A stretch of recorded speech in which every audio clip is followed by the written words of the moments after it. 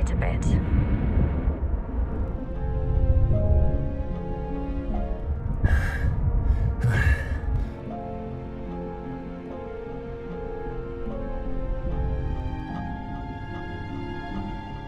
Halo semuanya, selamat datang kembali di channel Ruang Film, sebuah informasi untuk kalian penikmat konten spoiler.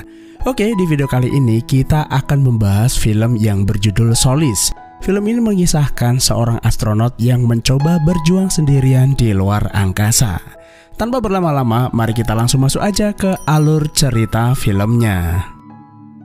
Film dibuka dengan diperlihatkan seorang astronot bernama Troy terombang-ambing di luar angkasa. Dia berada di dalam sebuah kapsul penyelamat setelah stasiun angkasa miliknya meledak. Ledakan tersebut menyebabkan banyak rekan astronotnya tewas. Troy menyalakan radio komunikasi lalu mencoba menghubungi siapapun yang ada dalam jangkauannya. Beruntung stasiun yang ia kenal bernama Hector 18 menjawab panggilannya. Troy minta disambungkan dengan komandan yang bernama Serizawa. Namun, wanita yang berkomunikasi dengannya memberitahu kalau komandan sedang tidak di tempat. Roberts. This is Commander Roberts. Is Commander Serizawa available? Dia bernama Robert, seorang pilot dan saat ini menggantikan posisi komandan. Okay, copy that. Troy melaporkan bahwa dia adalah seorang teknisi yang bekerja di perusahaan penambangan asteroid dan beroperasi di dekat bumi. Terjadi malfunction yang membuat stasiunnya meledak. Ia dan kedua rekannya melakukan prosedur evakuasi darurat menggunakan sebuah kapsul penyelamat bernama Capera 2. Namun sayangnya hanya ia yang selamat. Salah satu rekannya terlempar saat masuk ke dalam kapsul dan satu lagi meninggal karena benturan.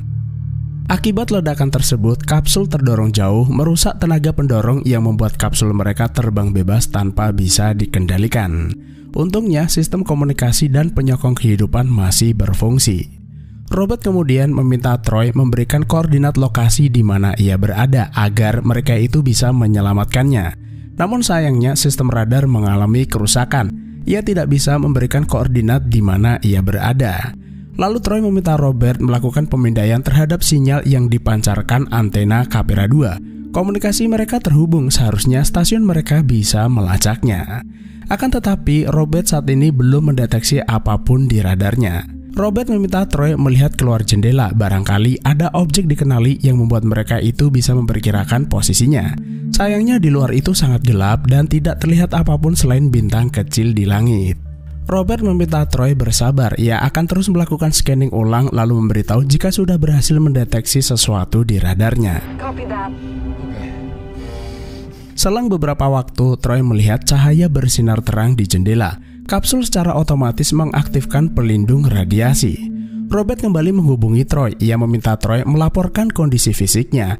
Mereka membutuhkan informasi keadaan fisiknya untuk diberikan kepada tim medis. Setidaknya Troy itu memberitahu apa yang ia rasakan. I need your medical diagnostics. Troy berkata kalau dia mengalami luka di kepalanya. Tubuhnya terasa lemas dan mulai hilang konsentrasi. Terjadi getaran berulang karena benda-benda kecil menabrak kapsul penyelamatnya. Lalu Troy meminta Robert menghubungkannya dengan pusat kendali. Mereka adalah pihak yang bertanggung jawab atas operasi di luar angkasa, termasuk stasiun penambang asteroid di mana ia bekerja. Robert tidak bisa memenuhi keinginannya karena mereka saat ini terputus dengan pusat kendali.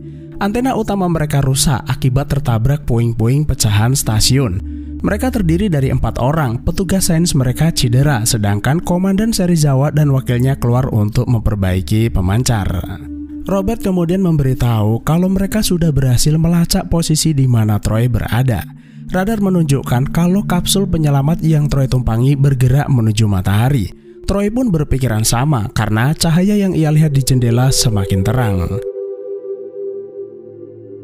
Robert kemudian melakukan analisa sistem Capera 2. Untuk sementara generator oksigen masih berfungsi, namun sistem pengendali suhu mengalami kerusakan yang membuat temperatur kabin turun drastis. Dalam waktu singkat, Troy bisa meninggal karena hipotermia. Sebelum hal itu terjadi, sistem pendingin harus dimatikan secara manual. Jarak kapsul penyelamat dengan matahari cukup dekat dan bisa membuat suhu di dalam kabin terjaga. Namun semakin dekat jarak matahari, maka paparan radiasi juga akan semakin besar. Jadi sebaiknya ia memperhatikan tingkat radiasi. Okay. Mereka memutuskan akan menjemput lalu mencegatnya dan perkiraan waktu kedatangan mereka adalah sekitar 75 menit. Lalu Troy bertanya, kapsul penyelamat ini tidak memiliki ruang airlock. Bagaimana cara ia masuk ke dalam stasiun jika tidak ada ruang penghubung di antara mereka? Lagi pula, tenaga pendorong mati dan saat ini kapsul bergerak dengan kecepatan tinggi. Satu-satunya cara hanyalah Troy keluar dari kapsul lalu membiarkan stasiun menangkapnya seperti dalam adegan film. Saat Troy membuka pintu, tekanan udara dari dalam akan melontarkannya. Jika arahnya tepat, maka kru stasiun akan dengan mudah menyelamatkannya. Troy menganggap rencana tersebut sebuah ide gila. Namun apakah ada cara lain untuk menyelamatkannya selain berimprovisasi?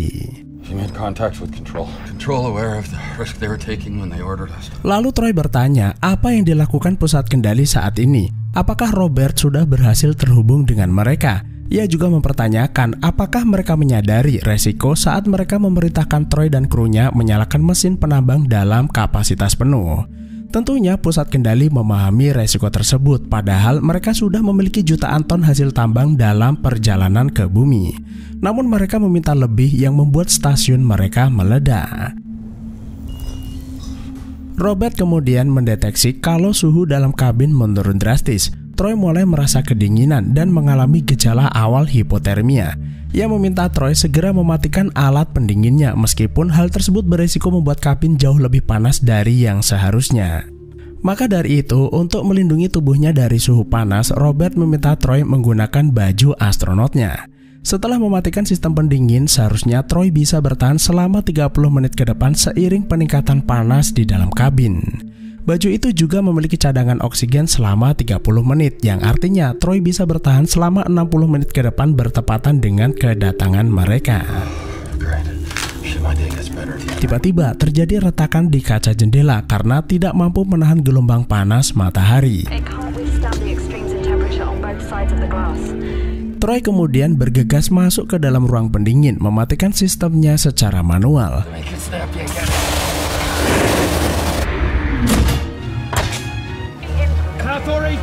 Akan tetapi, ia membentur lempengan besi yang membuatnya terluka. Troy segera mengobati luka itu sebelum kehabisan darah. Lalu ia bertanya, apakah Komandan Serizawa sudah selesai memperbaiki antena pemancar? Dengan berat hati, Robert memberitahu kalau Serizawa tewas setelah tertabrak pecahan puing-puing stasiun.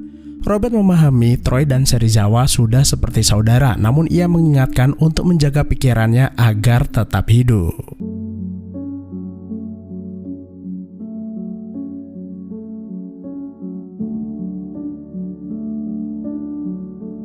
Ia juga berkata, apapun yang terjadi dengan mereka saat ini sudah terlalu terlambat untuk menyesal. Yang harus mereka lakukan adalah bertahan dan terus berjuang. 20 menit kemudian, Troy merasakan tarikan gravitasi matahari menguat yang membuat laju kapsul semakin cepat dan berputar-putar. Sampai akhirnya kapsul itu menabrak batu angkasa, memperlambat lalu menghentikan putarannya. Troy kemudian mulai merasakan kalau suhu dalam kabin memanas, lalu ia memakai baju astronotnya. Akibat benturan sebelumnya, terjadi kebocoran yang membuat tekanan udara dalam kabin menipis.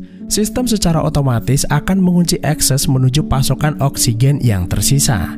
Satu-satunya pilihan adalah keluar memperbaiki kerusakan, namun Troy tidak memiliki alat penempel yang digunakan untuk melakukan perbaikan di luar.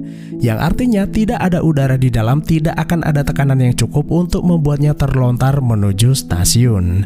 Ditambah paparan radiasi dari matahari akan membuatnya mati dalam hitungan menit meskipun sudah menggunakan baju astronot. Robert meminta maaf karena sepertinya misi penyelamatan ini akan jauh lebih sulit dari perkiraan sebelumnya.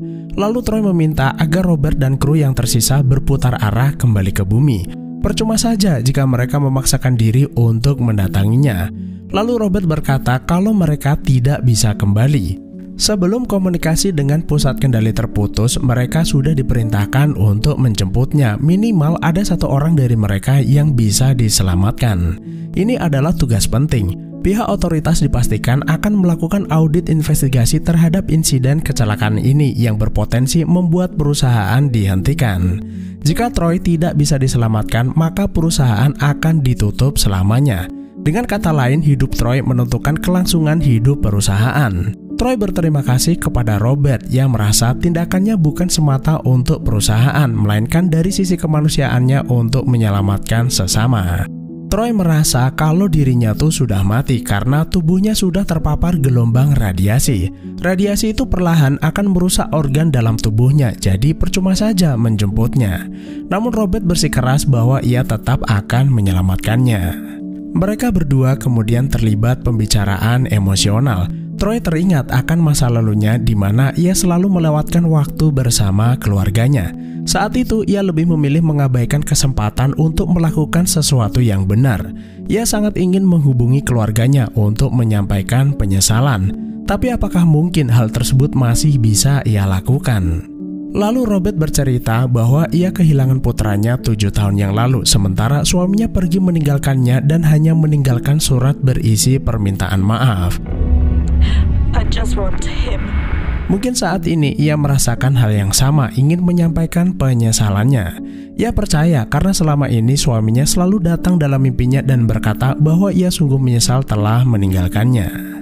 Matahari semakin di depan mata. Troy bertanya jika ia bisa menutup bagian luar kapsul, apakah ia bisa membuka akses oksigen cadangan. Robert berkata jika Troy bisa menutup kebocoran dan memperbaiki panel pengendali manual, oksigen cadangan bisa diakses. Hal itu memungkinkan Troy mengembalikan tekanan udara di dalam kabin. Troy akan mencoba menggunakan prototipe alat penempel yang bisa ia gunakan untuk bergerak di sekitar kapsul lalu memperbaiki kebocoran. Kemungkinannya adalah 50-50, tapi hanya itu peluang yang ia punya. Troy meminta Robert menganalisa rotasi kapsul. Ia akan melakukan perbaikan selama kapsul berada pada posisi membelakangi matahari. Singkat cerita, setelah kapsul berada di posisi aman, Troy keluar lalu memperbaiki kebocoran.